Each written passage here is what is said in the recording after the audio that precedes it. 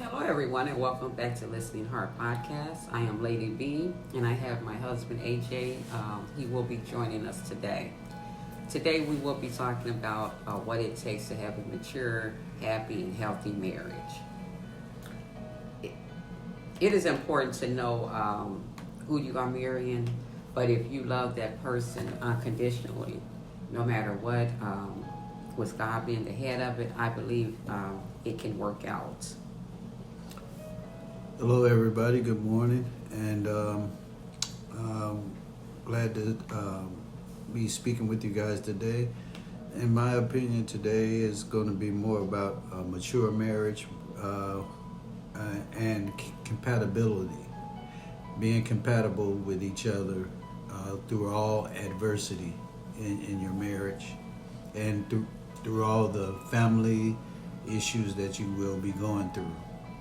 And from a new marriage up until a marriage that's been well seasoned. I'll put it that way. So I'm going to go ahead and let Lady B get started with what she wants to talk about first. And what I'll do is move on. Even if a couple values are not the same, the marriage can still work out. Even when a couple values, are different going into the marriage. It just depends on what the values are, because sometimes, it could strengthen the marriage. If there's violence, abuse, disrespect, things of that nature in the marriage, I don't recommend staying in that type of situation. That's not healthy for the marriage. It just depends on what it is. It may be for the good or it may be for the bad. It just depends on the circumstances. For instance, if you want to honor God and your spouse do not, that could be a major issue in the marriage. Uh, you know, and it could also strengthen the marriage, because your unsaved spouse, you could draw him to the Lord. Okay, well, very true, very true. That pretty much happened in our instance of our marriage. In the beginning, I wasn't really seeking to be saved, and it eventually did become a fact in our marriage that we both ended up serving Christ in the best way that I could do it. I'm not a perfect person, but once I learned how to be a person who is naturally seeking to do better, I'm a work in progress, as I feel we all are.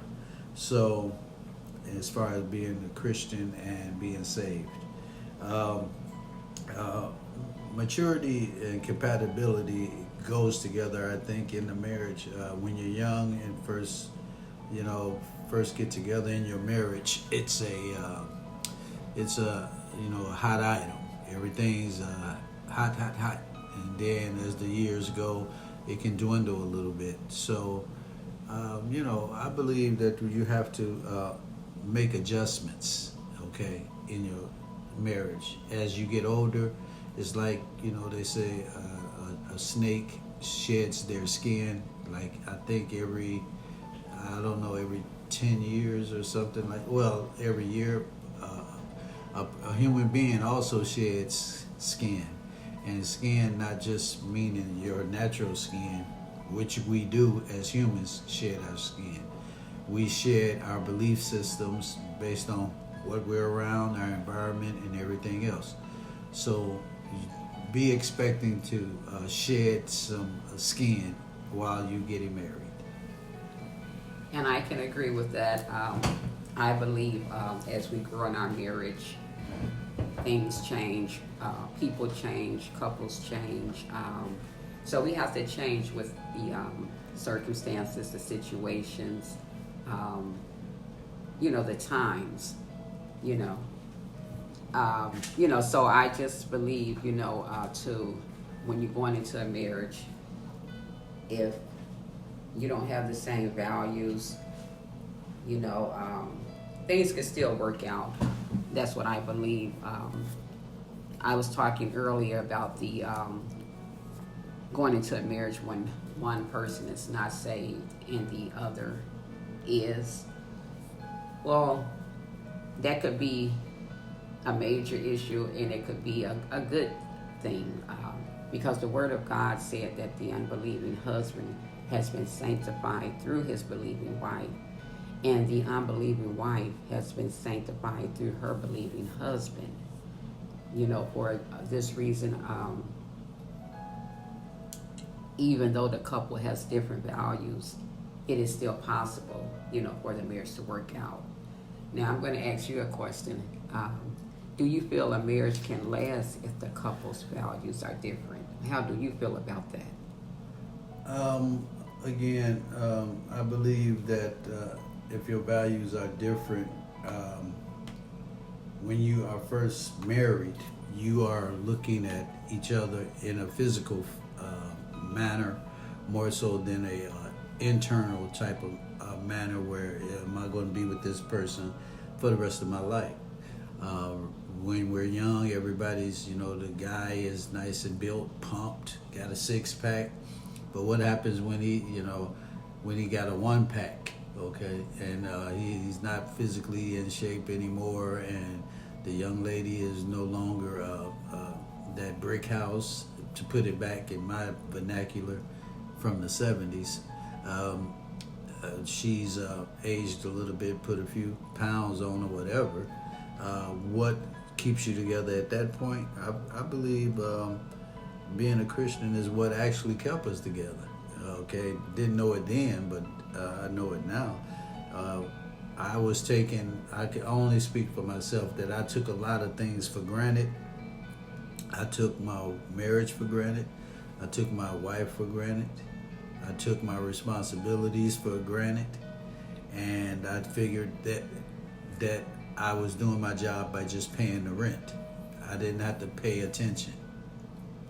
So at that stage of the game, now I'm leaving things open for problems. So that's how I feel about that question. My question to you is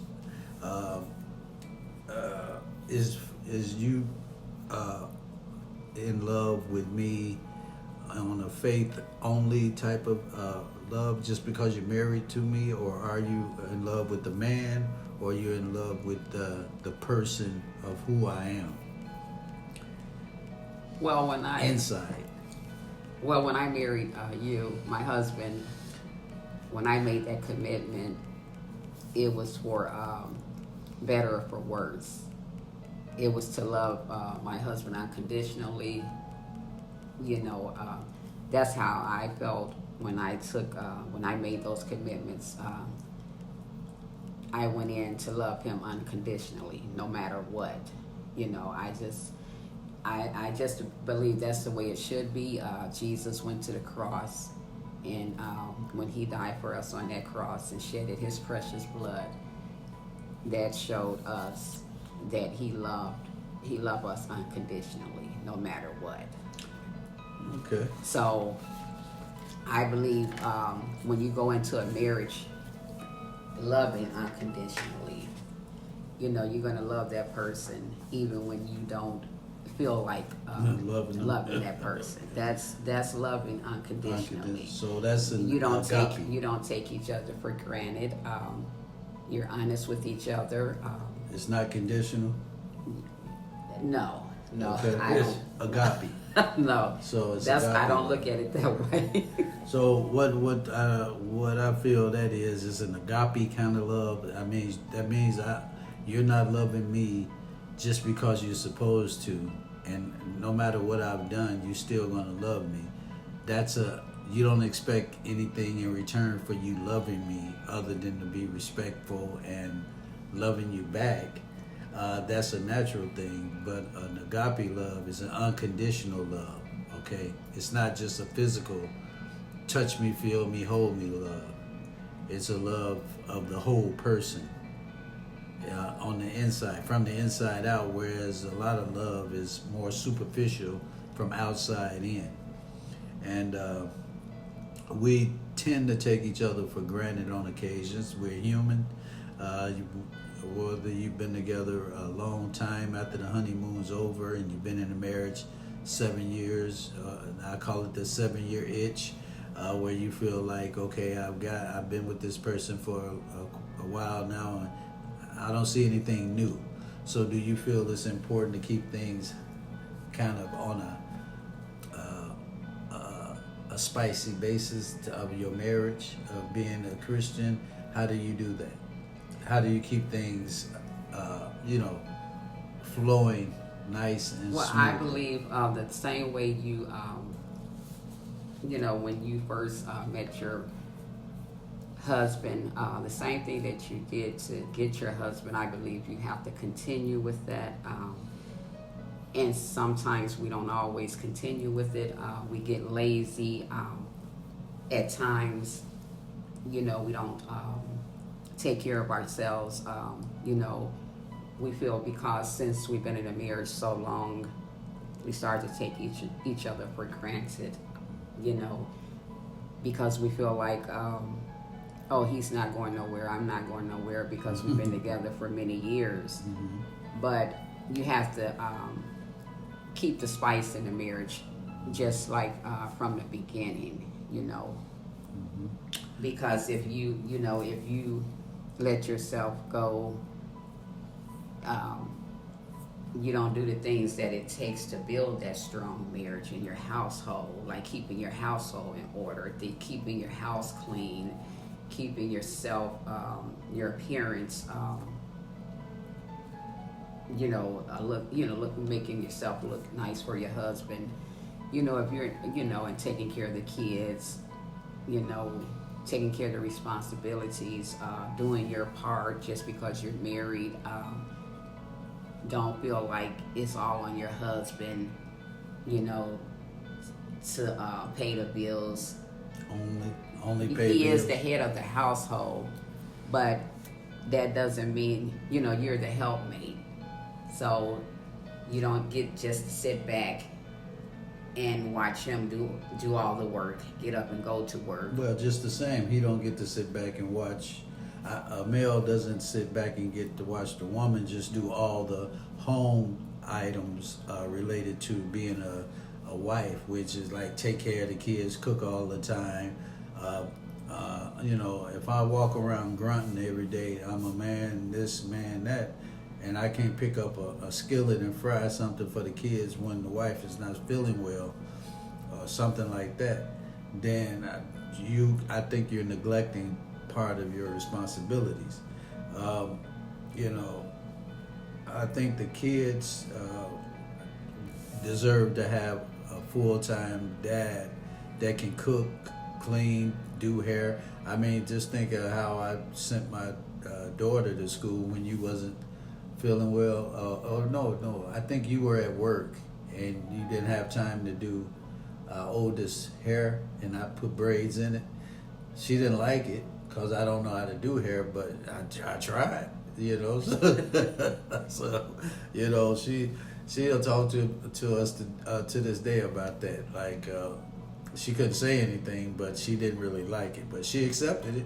So, sometimes you have to step outside your comfort zone, and then there's got to be some communication without an escalation of what you feel. Like, you can communicate to me. You've always been able to communicate to me about how you feel. You never thought about that, but the escalation never came between me and you as far as being this is your job. You supposed to have a meal on the steak and taters. I want that on my table every day, because I work hard. No, that's not it. She works hard too, because she has the kids. She has to take them to school, pick them up sometimes, and then come home, cook, and then once everything quiet down, You guys want to get close to each other.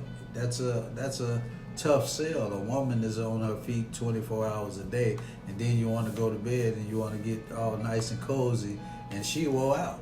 So my job is to help. When your marriage shows signs of loving each other unconditionally, no matter what, trusting and respecting, committing to each other, this is evidence that the couple, have matured in the marriage. I think there has to be a balance there with the family, with the kids, with the husband, with the wife. When everybody do their share, everything lines up. When you have that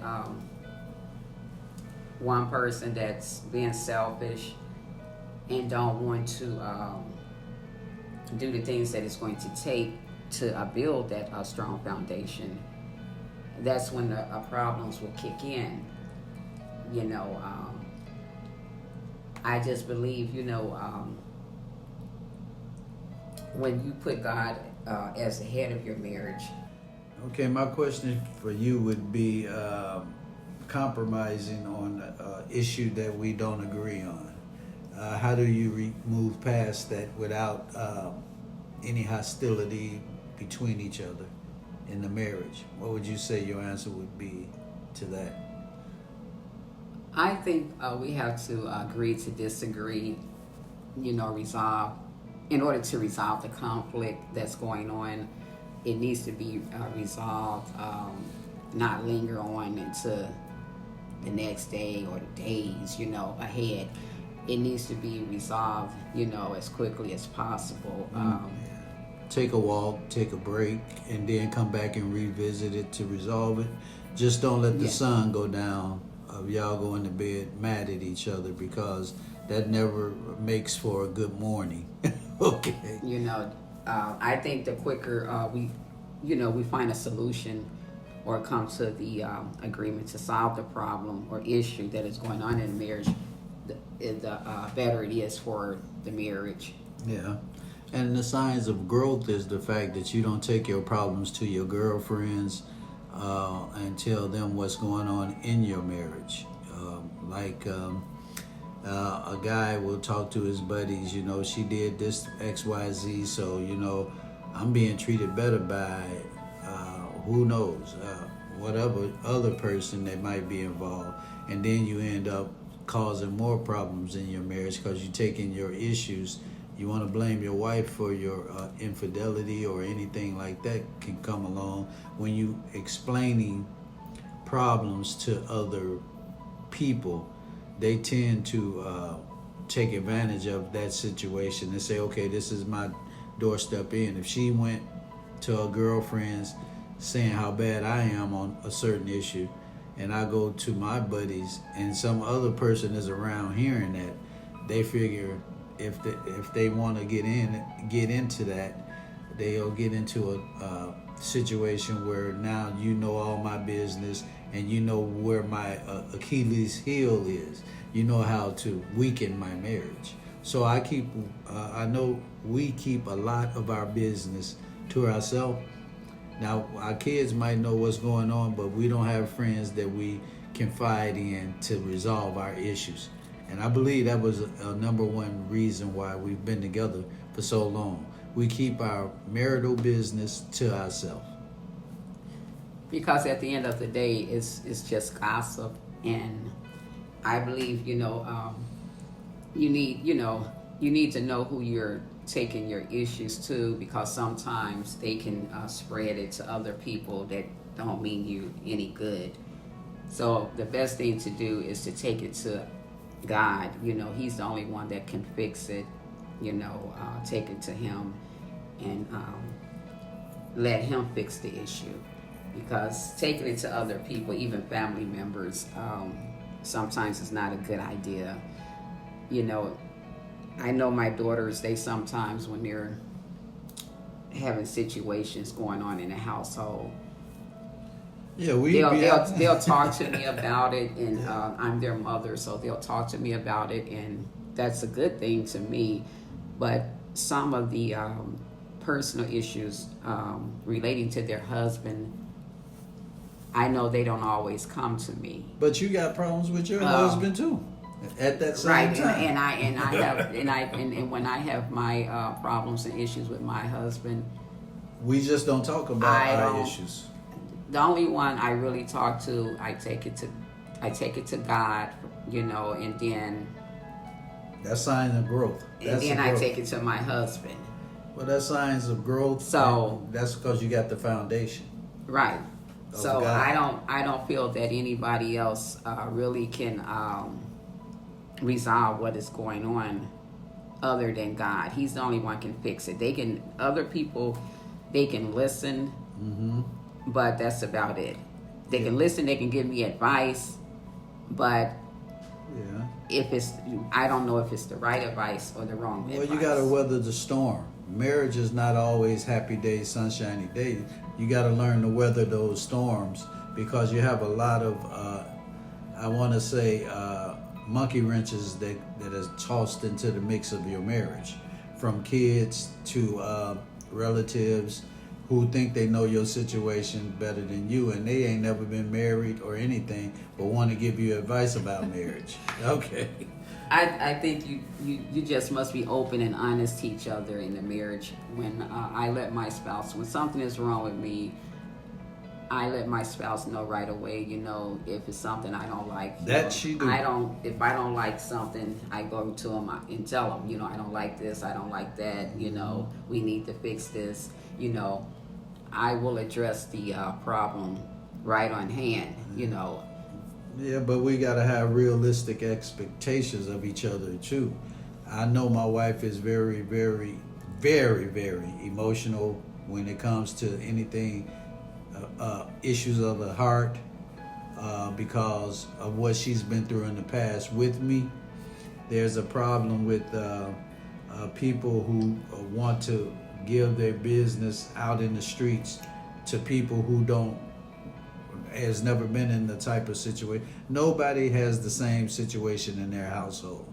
So the respect of a person's privacy can only be violated if you giving out information to let a person violate your privacy. So that's why I say I'm a firm believer of keeping your issues to yourself.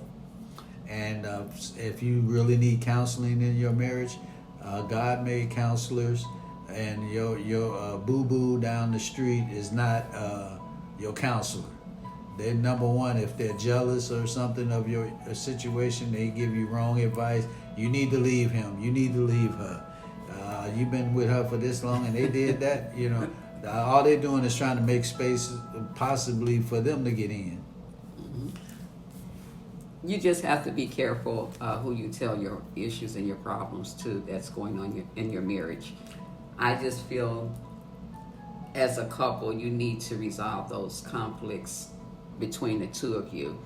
Take them to God first, and then try to, from that point, try to resolve them together. I believe Because, I had this one situation I was going through, and I spoke with the pastor about it, and I didn't want him telling anybody. And I asked the person not to tell anybody about it, But come to find out, he did. He told my family members. So that really hurt me because as a pastor, I really put my trust in him. And from that day, that's when I learned you have to know that who you're telling your issues to. Right, and actually, I believe that respect and the way you treat each other lovingly and in a respectful manner is the bottom line and foundation also, as God did. I want to say it was the fruits of the Spirit of what we are giving when we're Christians. I believe it's in Galatians 5:22. Love is always the curtain rod, and then all the rest of the fruit are the curtains that's hung on that. You got love being the curtain rod, the pole hanging across your windows. You got joy, you got peace, you got patience, you got kindness, you got godliness as far as goodness, and then faithfulness and gentleness and self-control. All of those hang on that curtain rod of love. Of love. Everything is going to be built on the foundation of love. That's why I believe God said to love Him first with all your heart, all your mind, with everything that you have. And then next to love your neighbor like you love yourself. Because everything is going to be built on that foundation of love. And I don't care how long you've been married, whether you've been married 40 years, 50 years, 60 years, it's going to take love to build that strong foundation, and then with God being the head of it. And also, in a Christian marriage, I think that the bottom line is, it's not, you don't make your faith about a man or a woman, okay? Your marriage, you don't make that about a man or a woman, okay? And I told you guys in the past that I believe that's why we were made. God wanted a family, and that's why He created man. He could have been God all by Himself. He don't need you to be God. He don't need me to be God. But God is family oriented, and I believe that to my core now, that I don't want to necessarily, it's hard to sometimes deal with certain family members. It's no guarantee that people are going to be A students or graduates with a degree and then want to go do the right thing. You got some people with degrees that end up in jail. You just have to give that person time to grow and space to grow in your marriage, and don't let them, those kids, if they're still with you, affect your marriage, because that could be also a thorn in your side. Also, if someone's older, mature, and you got to let them go, sometimes you want to give them time, but there comes a point in time where your marriage is first, and let God handle them, okay, from a certain aspect of their maturity in Christianity, okay? And sometimes we, as mothers, we tend to put the kids first, before the husband, because we're, we're used to being nurturers, right? We're nurturers, so it's just in us, to do that, but we have to be careful with that, because,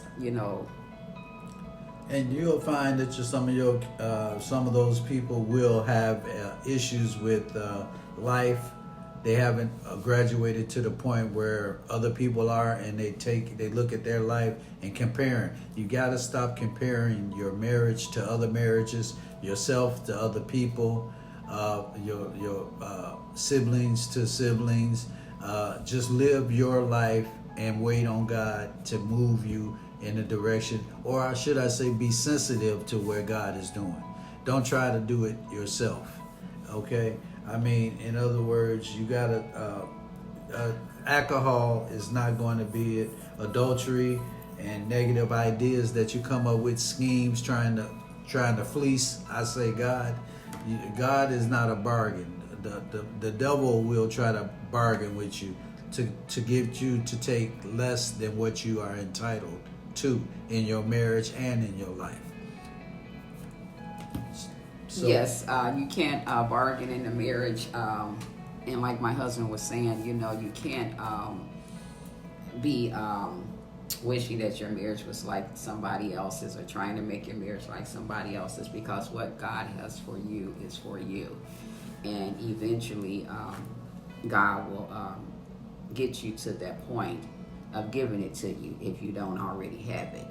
So we don't have to be jealous of other people, mad because you feel like they're more favored than you are. God bless them more so than you. You don't have to feel like that, because God, whatever He has for you is for you, and can't nobody else take that from you. So yeah, I agree, and I want to also say and end this with it. We've been doing this for a while. That men as husbands, the wife should understand her mission, but it's not a submission as a form of authority. She doesn't have to be submissive to you. In my opinion, when that word in the Bible says submission, I don't look at my wife as being steak and taters on the stove in the bedroom. When I say go, we go. No, submission, I believe, means a mission for her to support.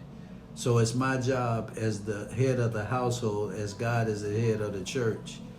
Okay, she needs to be, I guess I want to say, understanding of the fact, or should I say comforted in the fact that you have a mission, a positive Christian type of mission. When I say Christian mission, I don't mean out there in the streets doing what you got to do to get this nice big house, all of that. No, I did do stuff like that when I was younger because I didn't know God. But what I'm saying is give her a mission to be under, to support. A mission, a good mission, a godly mission, meaning taking care of your business the right way, the biblical way. That kind of mission. Whether it's your job is your mission, whatever job you're doing legally, and then a mission. Give her a future to look to. That's your mission, I believe. That's my mission, to try to give her a future to look to that puts her in a aspect of being submissive. That sub means under a mission. So if I'm not giving her a mission, how can she get under it? A good mission. you should not treat each other in a way you would not want to be treated. Husbands should be submissive to their wives, and wives should be submissive to their husbands. Treat your spouse, the way you wish to be treated. And communicate with each other. A lack of communication is the biggest reason for a troubled marriage. Because communication is important in marriage. You need to talk and discuss things in your marriage when times are good and bad. You need that communication. You need to know what's on each other's mind. If you're going through something, you need to talk about it, discuss it. Don't talk to baby down the street. And we're going to let you guys go talk to each other. Men, give her a mission, a good mission to support, to be submissive to. Not to you, to your mission. Exactly. So thank you for joining us today. And I do look forward to more episodes about growing in the marriage. You have anything else you want to say? Well, thank you guys for listening. We kind of went on and on about this because we got so much history with this type stuff that we could go real deep, but just wait for the book. Be blessed, and I encourage you to walk by faith, not by sight. It's what you trust in, the Word of God, but do not yet see that keeps us going. And my thing is to give my wife, even after all these years, a mission to be under. And I'll give you one to be under. We'll give each other one to be under. We'll get it together. We'll be submissive to each other. Yes. She give me a mission, and I give her a mission. Right. So we're gonna work on a good mission. So we're gonna work on that as well, because we don't always do that either. We're not perfect, but we're not perfect. God said to practice perfection. So I encourage everyone to practice perfection in their marriage with their spouses, and And me and my husband will do the same. Right, and be lenient with each other and with your kids. Because sometimes if you got teenagers or young adults in the home with you still in this day and age, a lot of older people are staying with their parents. That could end up being a few thorns in your side also, okay? So sometimes you have to tell them, look, you still under my house, and you have to respect my house. I don't care how old you are, but you're causing problems in my marriage. And if you can't get that straight and stay here, then it's time for you to go. Well, that's another show all by itself, so I said that for a reason. Be ready to discuss that. But everybody, have a blessed and amazing day today. And thank you again for joining with us. And please don't forget, subscribe on YouTube at listeningheartpodcast.com. And also visit our website at listeningheartpodcast.com. Yep, this is AJ saying so long. Have a good day. Thank you.